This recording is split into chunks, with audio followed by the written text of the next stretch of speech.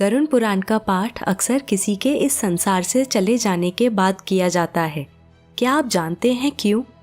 दोस्तों, यह एक ऐसा पुराण है जिसमें मनुष्य की मृत्यु के पश्चात आत्मा के साथ क्या होता है, आत्मा कहाँ जाती है और किस प्रकार की आत्मा को यमलोक प्राप्त होता है आदि का विस्तार पूर्वक वर्णन है। या ऐसा कहें कि मृत्यु के पश्चात आत्मा की संपूर्ण यात्रा विस्तार में इस पुराण के माध्यम से बताई गई है। गरुड़ पुराण में बताया गया है कि जिन आत्माओं ने पाप किए होते हैं उनको किस प्रकार की यातनाएं दी जाती हैं। उल्लेखनीय है कि आत्माओं को किए गए पापों के अनुसार ही यमलोक में यातनाएं दी जाती हैं। आज हम जानेंगे कि गरुड़ पुराण के अनुसार यमलोक कैसा है और यहाँ क्या होता है। गरुड़ पुराण में जब गरुड़ भगवान श्री हरि विष्णु से यमलोक के विषय में प्रश्न करते हैं, तब उत्तर में भगवान यमलोक तक जाने वाले रास्तों और यमलोक की व्याख्या करते हैं। तो आइए जानते हैं भगवान विष्णु ने यमलोक का वर्णन किस प्रकार किया है। वास्तव में यमलोक उन्हीं आत्माओं को ले जाया जाता है जो पापी होते हैं। यमलोक में यमराज निवास करते हैं। जिन आत्माओं ने अच्छे कर्म किए होते हैं, जैसे दया, दान आदि, उनको स्वर्ग लोक की प्राप्ति होती है। जब किसी पापी व्यक्ति की मृत्यु का समय निकट होता है, तब यमराज के दूत उसके पास आते हैं और जैसे ही आत्मा शरीर से बाहर निकलती है, यमदूत आत्मा को अपने साथ यमलोक ले जाते हैं। यमदूतों का रूप बहुत ही भयंकर है। ये डरावने दिखते हैं और आत्मा को प्रताड़ित करते हुए यमलोक लेकर जाते हैं। इसका अर्थ है कि शरीर त्यागते ही पापी आत्माओं को प्रताड़ना मिलना आरंभ हो जाती है। यमदूत जिन रास्तों से आत्मा को यमलोक लेकर जाते हैं, ये रास्ते भी बहुत डरावने और कष्टदायी हैं। आत्मा को राहत प्रदान करने वाली एक भी वस्तु इन रास्तों पर नहीं पाई जाती।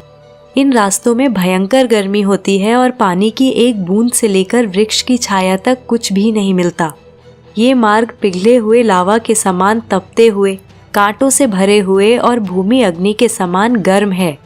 रास्ते में मिलने वाली प्रताड़नाओं से आत्मा अपने परिजनों को बहुत याद करती है और भावों में बहकर तड़पने लगती है।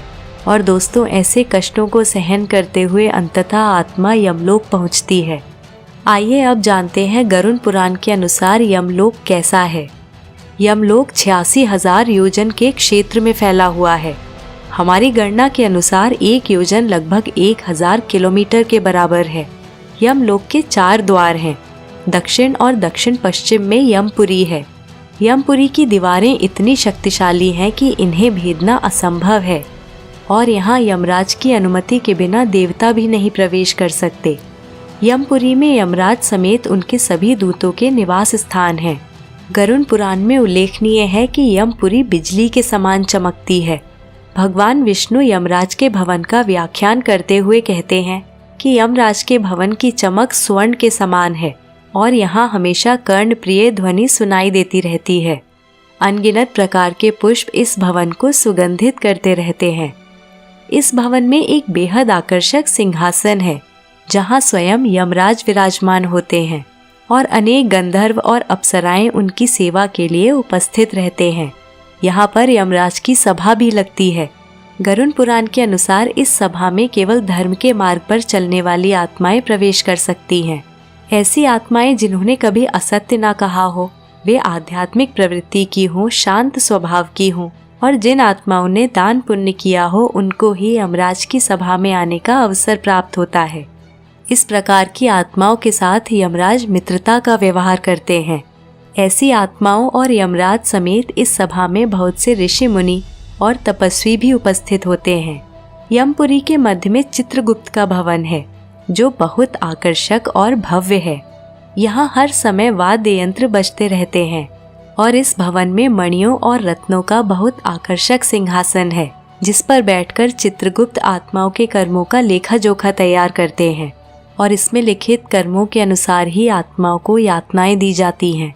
तो मित्रों, ये था गरुड़ पुराण के अनुसार यमलोक का वर्णन। हम गरुड़ पुराण से जुड़ी और भी जानकारी आपके समक्ष प्रस्तुत करते रहेंगे।